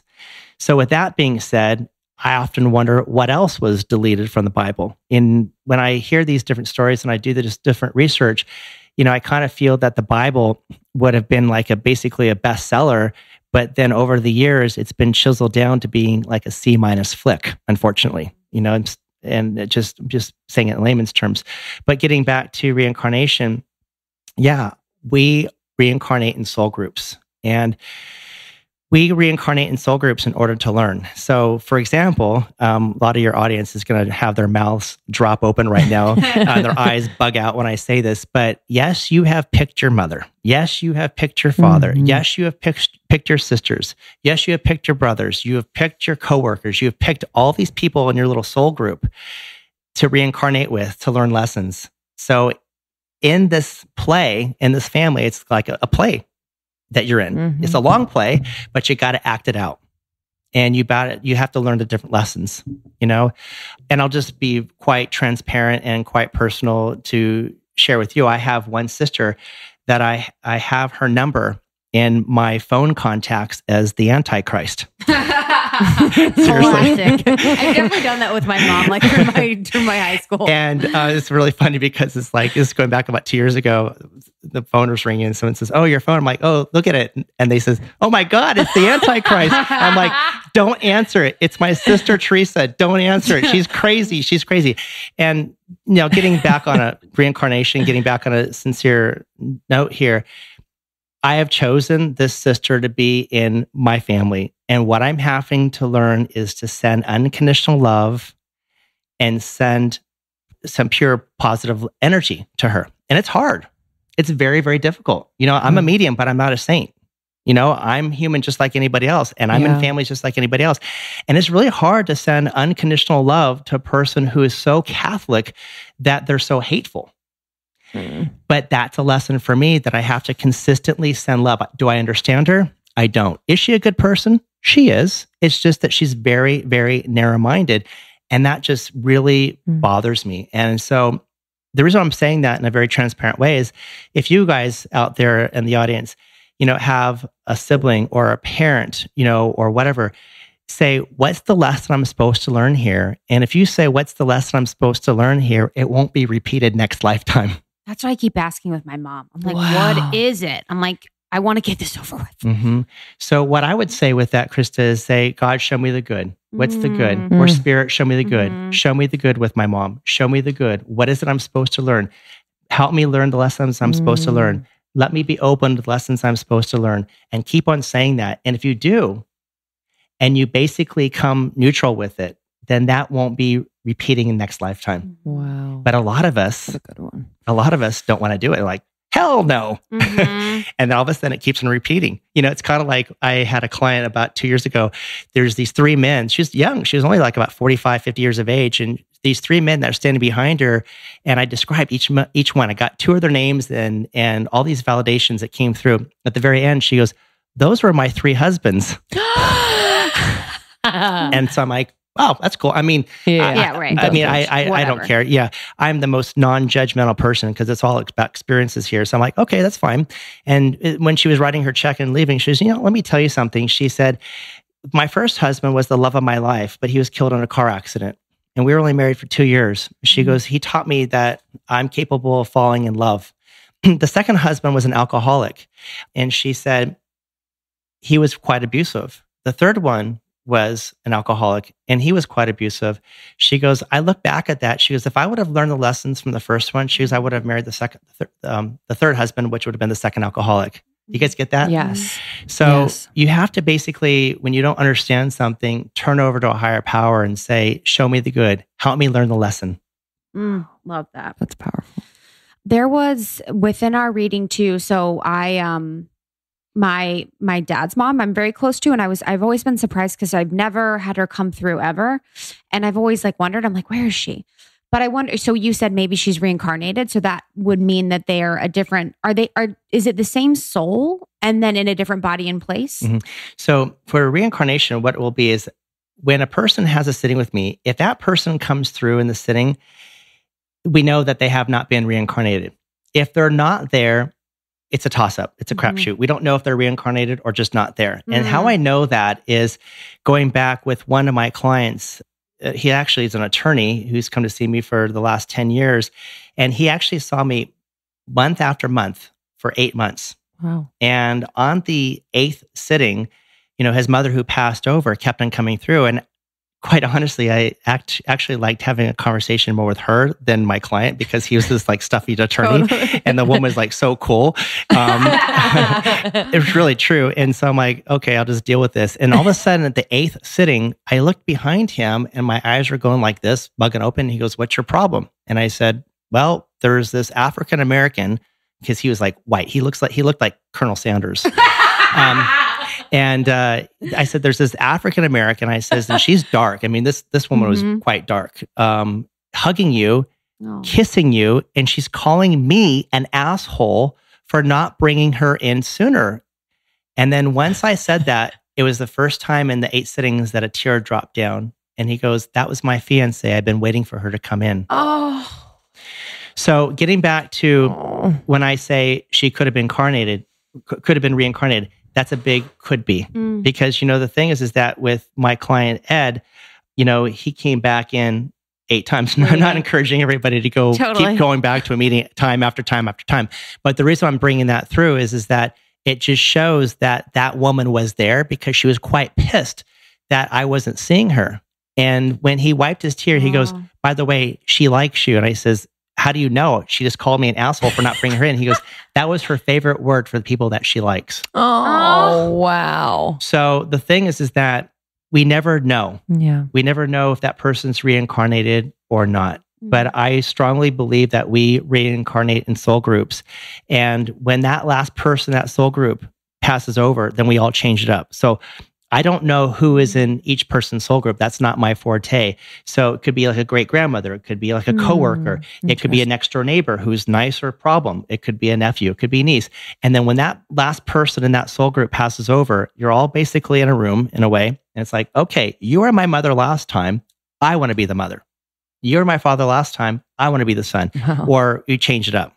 And many times I've seen even with brothers and sisters who are like so kind of like almost like uncomfortably close. It's like, they seem like really close. But like, not in like the weird, like sexual way, but just like, kind of like they call each other like 2 times a week or 3 times a week. I'm like, okay, that's fine.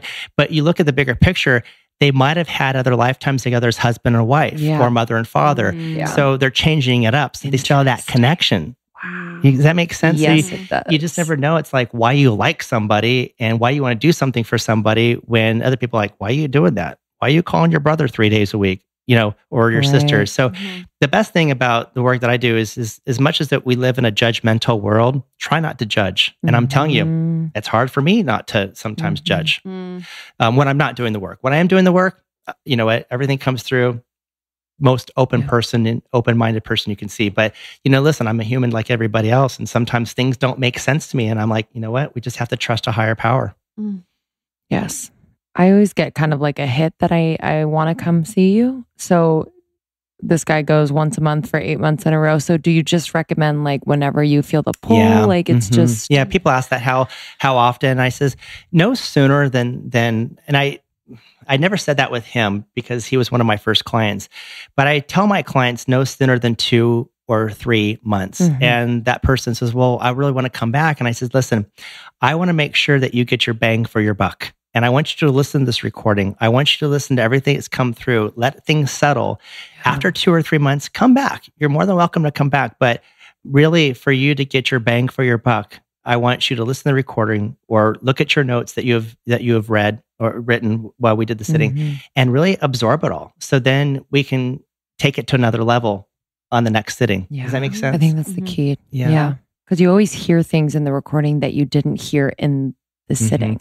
Speaking of that, I had this one woman, she's actually Superior Court judge. I never knew that until someone came like a couple years ago and said, I said at the very end of the sitting, I said, how are you referred? And she says, oh, by so-and-so, who's the Superior Court judge. I'm like, I thought to myself, oh my God, never knew she was a Superior Court judge. But anyways, that woman years back, she brought her 21-year-old son and he sat in on the sitting per his request because he thought I was basically a fraud and he wanted to protect his mom. So he sat in the sitting with his arms crossed, kind of negative, but that's fine. And so he heard what was coming through and he listened. And then at the end, he's like, okay, all right, that's fine. All right. But he was still kind of skeptical, I could tell him, but that's not my problem. I'm only here to do the work that I need to do. And it's up to you to receive the healing. Then about 2 weeks later, he called me and he goes, you're not going to effing believe this. And I'm like, believe what? He goes, I listened to the recording. And he goes, remember when my dog that you brought in came in? I'm like, kind of, but not really. And he goes, well, you brought my dog in. And he goes, in the recording, I'm hearing the dog barking. He goes, I played this recording back 3 different times and let 3 different people hear. And they said, how did your dog's sound come in on the recording? So that's just that basically happened to me. Oh, did it? My grandfather, yeah. He not with you, but with another medium years and years ago. And we were talking about his illness, and on the recording only came through claps. And he used to do this with his hands because he had a twitch, and you hear this on the recording. See, and so I always wondered. Yeah, I was going to actually ask you about kind of the how they connect. Yeah, and that's great. That's great validation. Yeah. But, for any of your viewers out there that are in the Southern California area, I'm going to be doing a show at the Mission Inn on September 27th. Great. And so you can go to Tim Braun Medium and you can look at the details there. And then after we do that show, we have 3 LA shows in October, November, and December. We already have the dates. We just haven't advertised them yet. So they'll be going up live here in about 3 weeks. And then for those of you who are in Orange County, I'll be doing 1 or 2 shows around the holidays. And the reason why I want to do it around the holidays is just because there's so many different people that are hurting. Now, for me, I would really love this to take the holidays off and chill out, but I'm doing it with the intention of really bringing people together. And that's why I'm kind of focusing these around the holidays, just to kind of help people kind of get through the year. Oh, I love that. Thank you for coming. Oh, yeah, sure, you guys. Well, anytime you come back, or if you want me to come back and answer more questions for anybody that responds in or whatever, I'm more than happy to do it. There's no worries. So many questions to see you. And if you're in the Orange County, do you do Skype too? Skype readings? Not yet. No. Okay. Cool. I love the in person. Yeah, me too. There's something about it. There's something about it. All right. So people can connect with you at timbraunmedium.com and at timbraunmedium on Instagram. Definitely do that. And I know our community has been so curious, and a lot of them have experienced loss and grief. And this is going to be so comforting. I hope so. That's my intention. Yeah. All right, guys. Thank you so much. I'll see you in the Facebook group. We love you. Love you. Bye. TB. We're going to do some cool events with TB in the future. Yeah, man. Freaking love him. I know. He's so funny because he's like a Ken doll. He's a Ken doll. Guys, so beautiful. Beautiful and tall. He's like 6'4". His body, guys. A Ken doll. A Ken doll. Rock hard. And he's just like this sweet, warm person. When people like that, enjoy their time on the podcast and love being around us, I'm like, maybe I am special. I'm like, maybe my spirit is good. It's really cool. I just love that. Yeah. So we're excited. You guys, definitely, if you are thinking about speaking with a medium, highly recommend. Highly recommend. I don't know what that sound was in my ear. Sorry. That was literally a spirit in my ear. Did it capture it? What? Did it capture it? Probably not. You guys probably didn't hear it on your end. Dude, that was so crazy. Weird. It was like...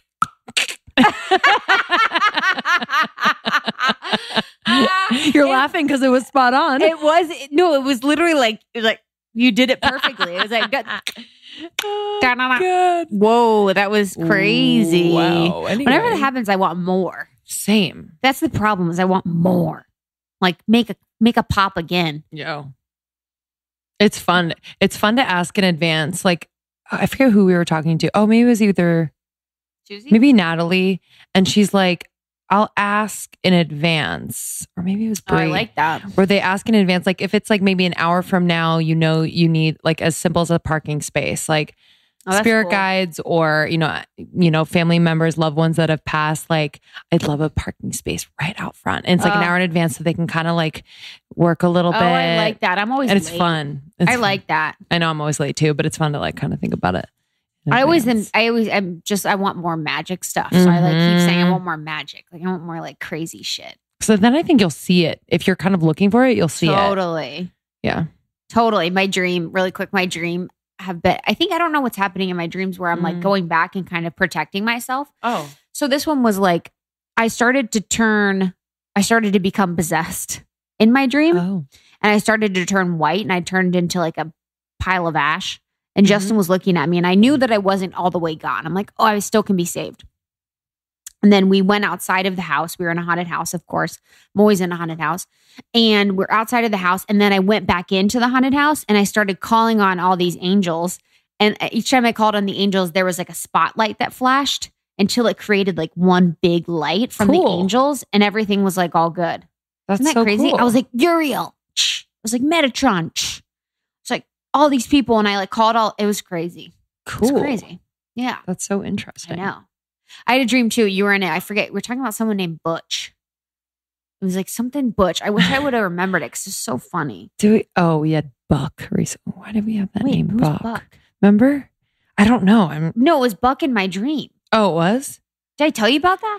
No, but we recently either met someone or someone was telling us about someone named Buck. I hope. That's so weird.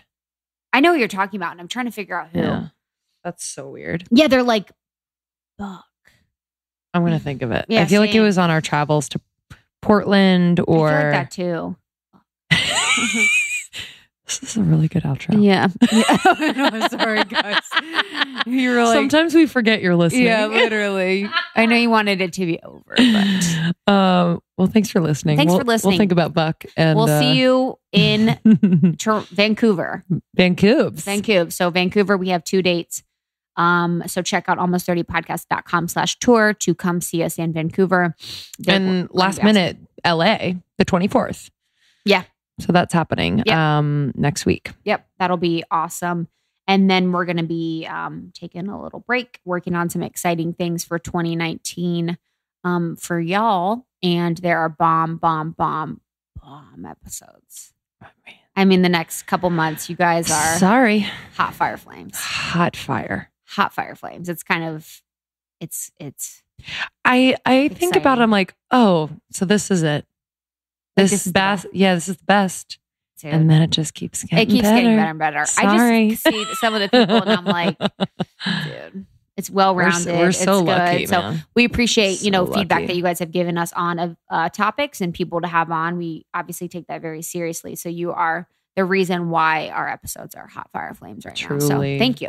Almost30podcast.com. Make sure to pick up your podcast pro guide that we created or I created like a year or so ago, if you want to start a podcast, and then Almost 30 Podcast on Instagram and join the secret Facebook group, secret Almost 30 Podcast Facebook group.